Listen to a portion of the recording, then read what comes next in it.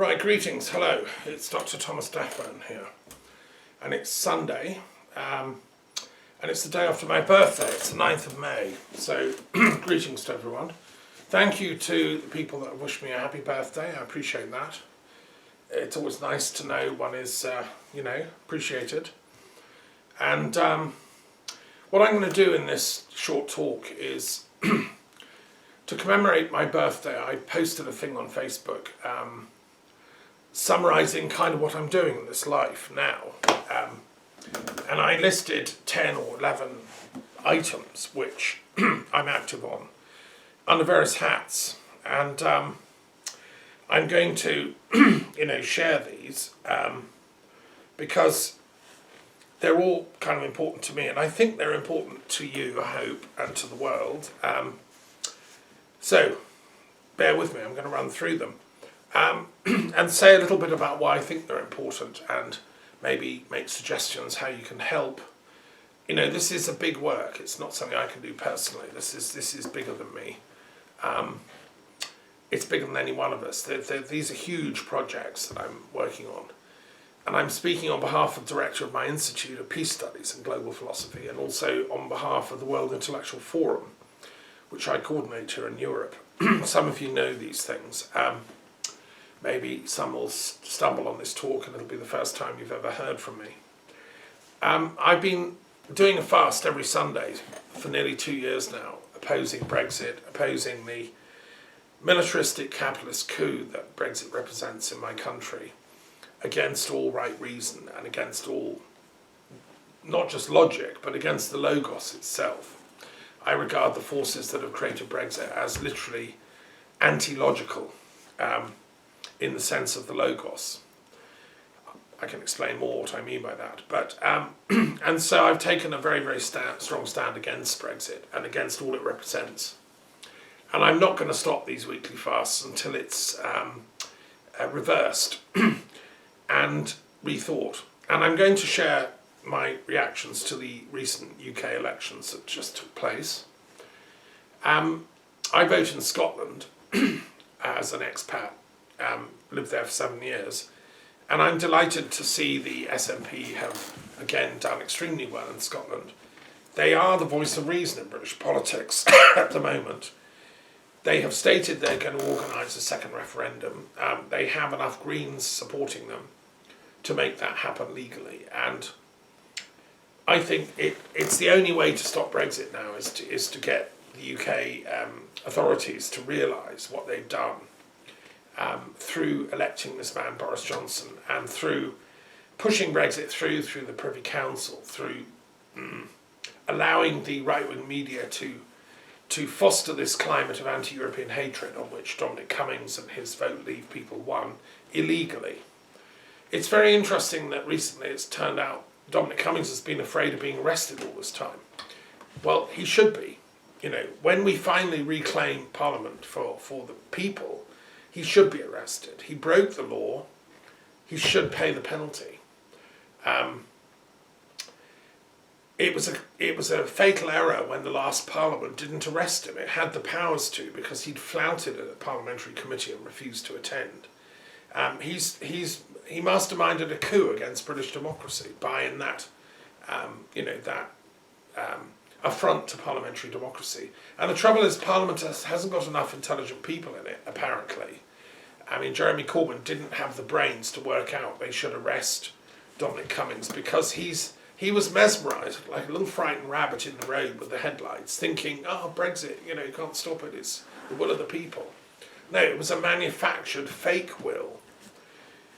And once you realise that, once the penny drops, once you've read, Chris Wiley's book and you've read Shoshana Zubanov's Surveillance Capitalism, once you realise how Brexit was faked and who by, then you realise that what's happened actually is something unprecedented in British political thought. I've studied political philosophy, I've taught it. This is something new, because what's happened is we now have a technology that can whip up voters into hatred and by planting memes of nationalism and fake memes as was done with the QAnon people in the American elections. I mean, it's not just British democracy that's at stake, it's America's too. And actually now any democratic election anywhere in the world can be bought by using or misusing these social media giants, Facebook and Twitter and so on. This is unprecedented. You look up in your history of political ideas, nothing like this has ever happened. The only solution is, therefore, there has to be absolutely stringent legislation against them, which is what Chris Wiley and Carol Cadwallader and all the others have been campaigning for. Of course, the voices that speak up for that are precisely the ones being silenced. So the people in the last Parliament that knew what was going on, people like Dominic Grieve, the Tories, and other, moderate, intelligent Tories, other, moderate Labour leaders who saw what was going on, they were all then targeted with vicious attacks, and including Jo Swinson, who tried to lead the Liberal Democrats into a principled opposition to Brexit. She knew the consequences. And of course, they're precisely the ones that are targeted by assaults, defamation, fake information. So here we are. It's a nightmare world. We're back to Sparta, guys. This is the Cryptia in action. Because if the system can't destroy you with defamation and lies and all that, it will now assassinate you, either by character, by reputation, or by factual assassination. I know at least one friend of mine who was assassinated and killed by the Brexit fanatics during this last few years. That's why I'm fasting. This is how serious it is. And there were probably more. There was the Labour MP who was also killed, assassinated by a right-wing fanatic. That's what's at stake here. So anyway, I'm delighted to say that Scotland has shone a light on this situation and voted trenchantly against the Brexit madness and against Johnson's illegal government. I regard it as a coup. I regard it as an illegal government. And I've called for certain constitutional reforms to come into place in order to solve this problem. I also note that in Wales there's another absolute decisive rejection of the Conservative madness under Johnson. The Labour Party in Wales is much more sensible than under Keir Starmer and in England, and it's sort of witch hunts of any socialists. Socialism was invented in Wales by Robert Owen, who was the person that gave the name to the teaching college where I trained as a teacher, and he was from Welshpool. I've sat many a times in the hotel in the courtyard in Welshpool, and there's a big plaque on the wall saying Robert Owen used to live here. He's one of ours, and he was a very good man, and he later set up the cooperative movement, and he was one of the first socialists in British history. The Welsh are clever, good, gracious people. They realise the horrors of Brexit, what it's done to Britain, i.e. it's breaking it apart. And now the desire for independence to become a normal, medium-sized European nation, proud of its heritage, back in touch with mainstream European society. I think that is what's going to happen in Wales. People know that. I mean, I'm a great fan of the Tudor dynasty, not the current descendants. They've let me down badly, but the original Tudors were good people, actually. And Henry VII, was born in Pembroke, and the founder of that dynasty, Tudor, took refuge here in France, in fact, and the most important, member who he was a great lover of French culture and spent time in France. So, France and Wales, we have a long history of cultural interchange.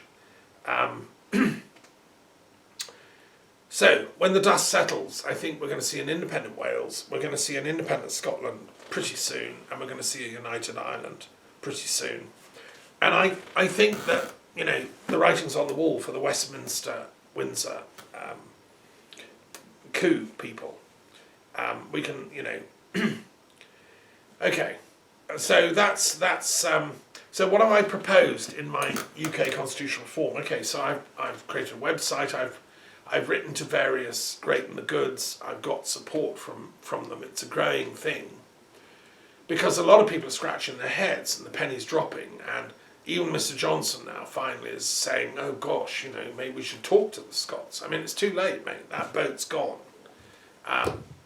And he's a toxic person who should be in jail, along with Dominic Cummings and all the other Brexit monsters.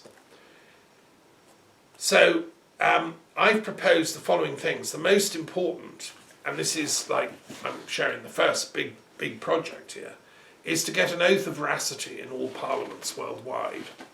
They have to be obliged to tell the truth to their electors. Otherwise, democracy is meaningless.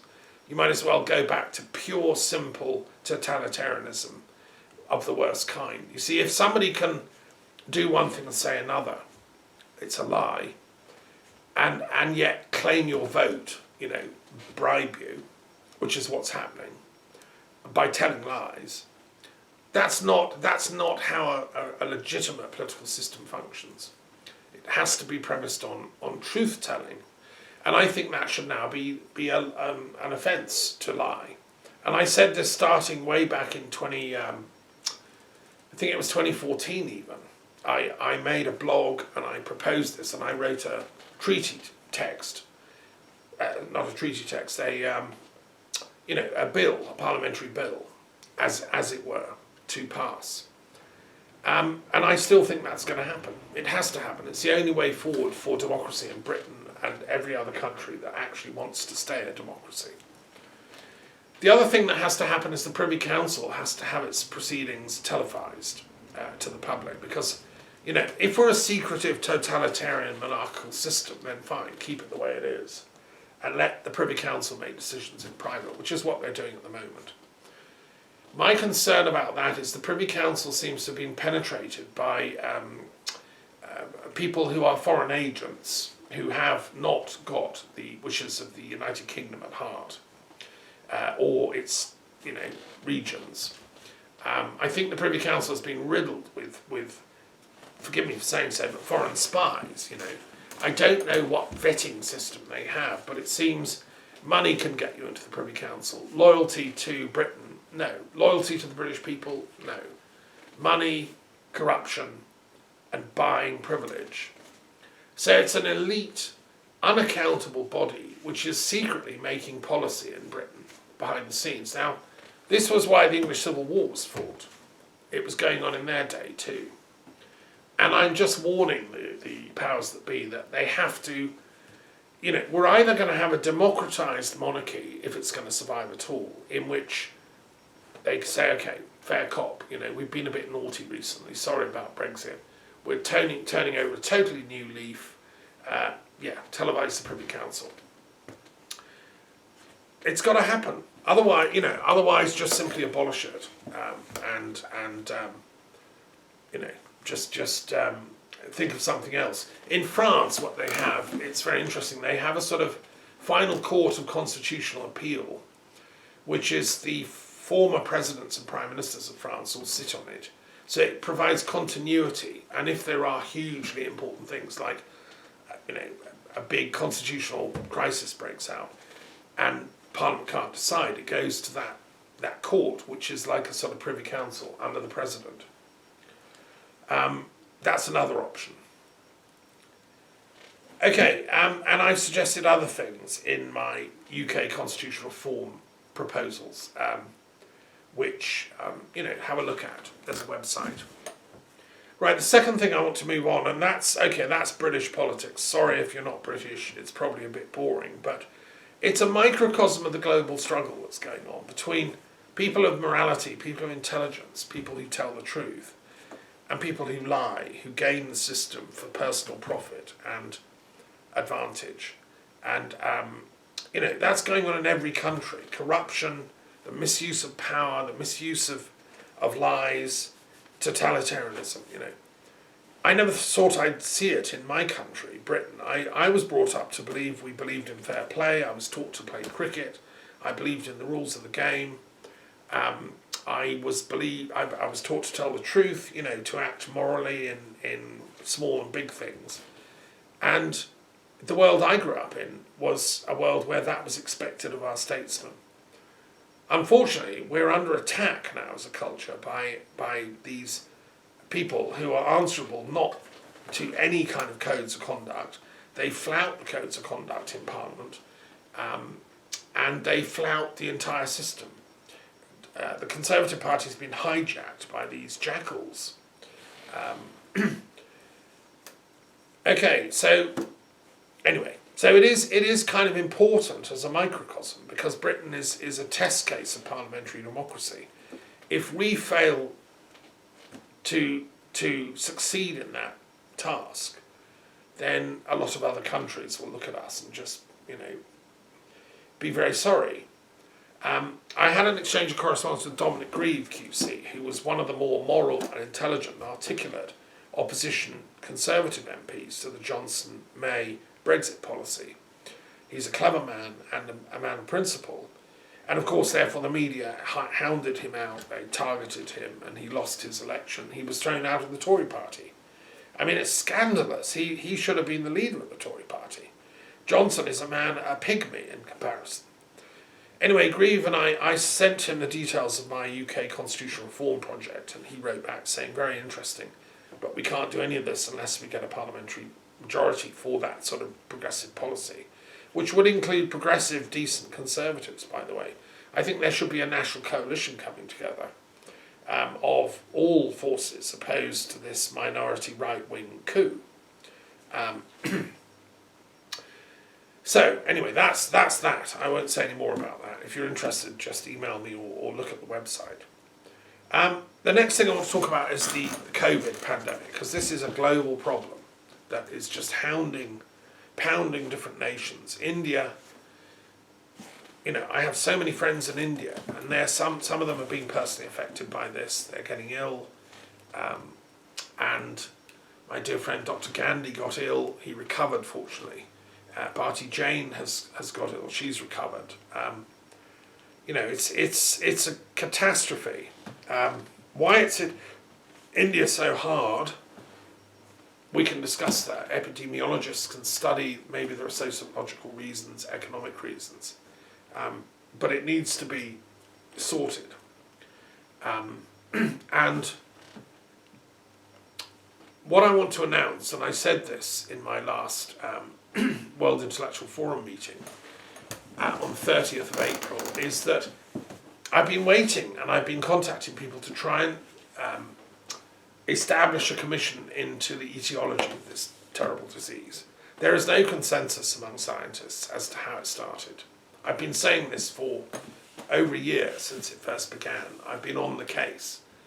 And I'm sick of waiting. I'm going to initiate, with the World Intellectual Forum and under my institute umbrella, and invite experts to give witnesses, to give statements, either in person or on Zoom or in writing, their views and their evidence for the etiology of this COVID-19. Now, etiology is a scientific word meaning the origin of a particular disease. Etios is Greek for origin or cause.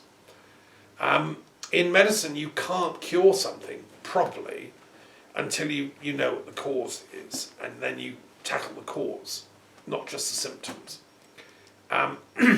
We know it's caused by this virus, although there are some people that even challenge that and say, but I think there's a lot of fake information circulating. So let's assume it is caused by an actual coronavirus, and if so, then why is it so lethal? How did it get to be so lethal?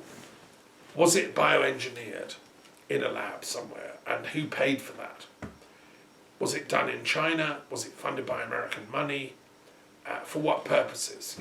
The lab was built by French scientists. These are very important questions that the world has the right to know the answer to, and I'm going to find out, because I'm setting up this commission, and it will be, networked. And if you're interested, if you have evidence as to what you think caused this, get in touch. And I'm completely objective. I mean, it might be the natural evolution, mutations, bat, virus, etc., of the conventional narrative put out by the Chinese Communist Party, or it might be a bioengineered catastrophe that went wrong, that leaked. It might be from China. It might be some other foreign power did this deliberately to make it look as if it was China. We don't know. All possibilities are on the table. And I will examine the evidence with scrupulosity and due diligence. And if you're interested in that, just email me and I'll send you the details of the commission. And I'll be talking about this each week as it proceeds. I'm not saying that a cure is not important. I mean, other bodies of inquiry can research into that. Other experts have looked into this question of whether, how best to deal with this pandemic is, what kind of vaccines are best, what kind of care can be given, what kind of ways of treating this. There's been controversy even about all that, and I'm suspending judgment on that. Our commission is solely and exclusively concerned with etiology, i.e. the origin of this, and we'll look at all possible theories. And the point of doing it, or one of the points, is, you see, we aren't going to find out, we aren't going to know what caused it. If it was a bioweapons engineered thing, we aren't going to know until the matter has been subject to the International Bioweapons Convention Treaty, which is the official whistleblowing moment when a country, somewhere in the world, says, oi, this could have been a bioweapon, you need to investigate. And that complaint goes to the United Nations. I can't action that as a simple citizen. You can't, unless you're a government cabinet member or prime minister who then has the power to do that. And in my opinion, that should have been done day one. And it still should be. And a small government could do that. It could be Monaco or Morocco or, Laos or whatever. It's possible that some governments know that this was a bioengineered thing. Their intelligence services have found out. But they daren't request this to the UN because they're being blackmailed or bullied or threatened. If this was a coalition of China and America that made this pandemic as an instrument of war, and that is then discovered, they would be responsible for trillions of dollars of compensation. The world would sue those two countries to the ends of the earth for the damages caused economically and all the rest. So you can imagine the lawyers sitting around in the CIA briefings when they're saying, yeah, well, actually, whoops, it was American-funded research going on in China, and whoops, it escaped. And they're all saying, shh, don't tell anyone, or we'll get the bill. And then the Chinese doing the same. I mean, they're probably like, their strategy would be even more, draconian. They're probably just like, well, we know how the Chinese government operates against its own dissidents, and because the official Chinese Communist Party line is, no, this was a freak of nature, I imagine that any dissidents that spring up and say, hang on, maybe it wasn't, they get short shrift. That's not the way to proceed with medical emergencies like this. I said way back, before this pandemic even hit, I said, look, truth-telling in politics is not optional. It's a matter of life and death. If you have political leaders that lie for strategic reasons like Mao Zedong did, or Stalin, or Hitler, these are evil people that lied for their own party's advancement instead of the public commonweal. Well, that's what's happened, and we've got the pandemic. Every country has signed this International Bioweapons Convention, and therefore every country can be inspected by the UN. Israel needs to sign that just to prove that it had nothing to do with this and it doesn't have an active, dastardly kind of bioweapons type research going on. Israel also needs to sign this treaty as absolutely soon as possible. The longer it delays, the more suspicious the world can become, and say, well, would Israel have launched this? Would some really weird people in the pay of Netanyahu in some dark area of Israeli intelligence have launched this in China? it is a bit weird, isn't it, that it was the very week when Netanyahu was about to finally go to court and fall from power, and because of this happening, he's got away with it for yet another year or whatever, because he keeps complaining and saying, "Oh, I can't get justice. There's a pandemic going on." I mean, that is something again our commission will look into, the question of Israeli possible involvement. These are questions. I mean, I did have this weird sinking feeling when the Tories came into power and Boris Johnson and so on some time ago, that the Tories would so strive to prevent Scottish independence that they would launch a world catastrophe to take attention off that possibility and to postpone any possibility. And I thought they'll launch a nuclear war on China or something to take everyone away from the possibility of Scottish independence. I realised, having lived in Scotland, how important Scottish independence is to the peace movement, the international democratic movement, to the progressive movement in Europe, people that support progressive nationhood for countries that want it, And I realised how retrograde are the forces of Toryism that are preventing that. And the complete sort of nationalist, right-wing, we love nuclear weapons type lobby. And I did say in my heart, I had this horrible feeling, well, they'll launch, rather than let Scotland go and have to lose their nuclear weapons, they'll launch a nuclear war to prevent that. They're that mad, I thought. Well, they might be mad enough also to have launched a pandemic like this, because it's extremely good timing as far as Scottish independence is going. The whole thing has been frozen in aspic, and Nicola Sturgeon has played along with that and said, well, we're not going to do independence whilst this is still going on. I'm not sure that was the right decision, because what if the entire pandemic was engineered, masterminded and launched from Porton Down, with the help of, Wuhan and whatever, Tel Aviv. I mean, discuss. I don't know what these people are getting up to behind the scenes, but I assure you I'm going to find out. I have the requisite training, both as a political scientist and as a historian of medicine, to conduct very, very fair inquiries, thorough and deep. And so, that's that. That's the first thing I want to announce. And if you can say to me, well, it's a bit dangerous, Thomas, you might be found dead. I might be found dead anyway, any of us could. No, I mean, truth is much, much more important than sheltering in timid fashion because you're afraid of things that go bump in the night. The only thing I'm afraid of is lies and dishonesty and violence and manipulation and conspiracies to cover up the truth. That's what I'm afraid of, not truth. I mean, I'm a Gandhian, right? I believe in satyagraha. I hold on to truth. And in fact, it's all we have. Right, then I want to move on to the Middle East and talk about Middle Eastern peace and the Golden Gate project. This is another project I'm involved with, and I want to go and get something to read to you.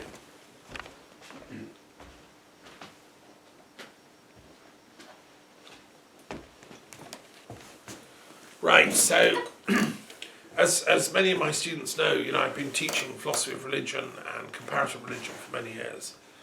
I'm a specialist in all world religions using my periodic table, but I'm very mindful of the fact that in the Middle East there are these particular confluences of religions, Islamic, Jewish, Christian, and others, Baha'i, Zoroastrianism, and different forms of Islam, Shiism, Ishmaelism, Sufism, and so on, the Sunni tradition. And they're all jam-packed, living in this amazing region. We had a visitor at the Institute from Lebanon who shared on camera some of her experiences there.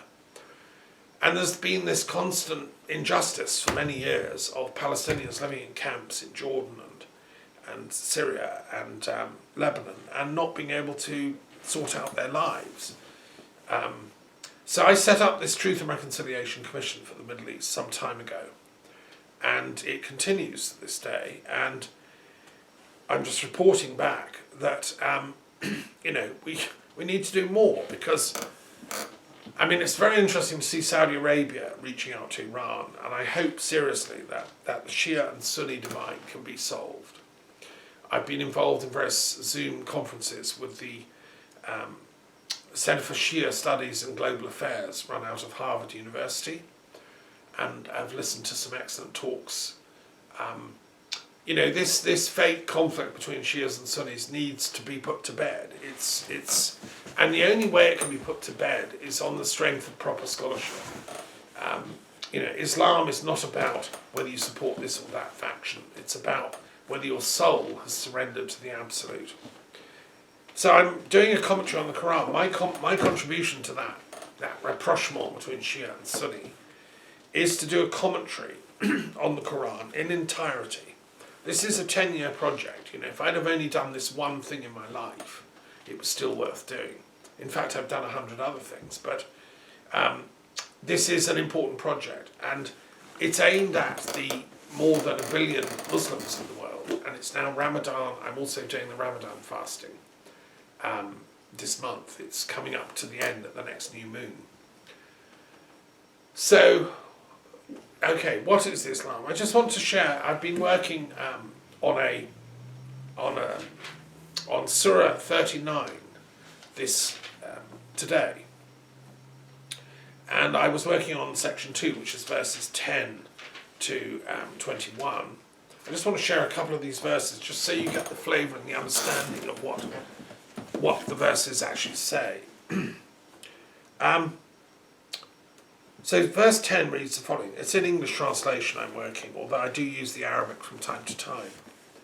Say, O ye, my servants who believe, fear your Lord. Good is the reward for those who do good in this world.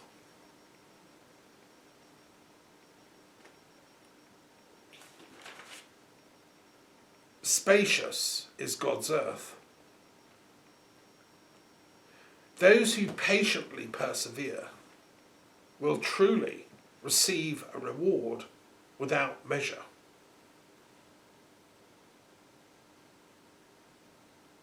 Say, verily, I am commanded to serve God with sincere devotion.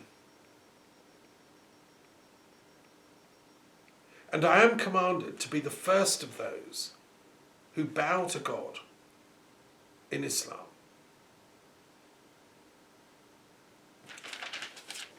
Okay, that's like 3 verses, verse 10 to 12. It's the translation of Yusuf Ali, who was a great Indian-British scholar who translated this back at the beginning of the 20th century. Great man, actually.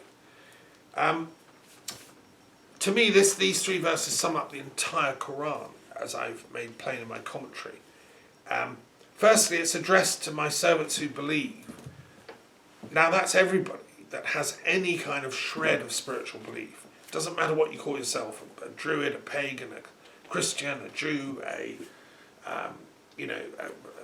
Shia, a Sunni, an Ismaili, a Sufi, a Scientologist, a Reiki master, a Shintoist, a Jain, a Buddhist, etc., etc., all the ones in the periodic table. It's if you believe, right? Now that means all of them together. And I'd say even, if you believe in Marxism or humanism, like my mother did, believe in progress of humanity, socialism, whatever it is, if you believe truly. Now, the word belief is very interesting. It means to be alive, to be full of love. To believe is to be full of the life force.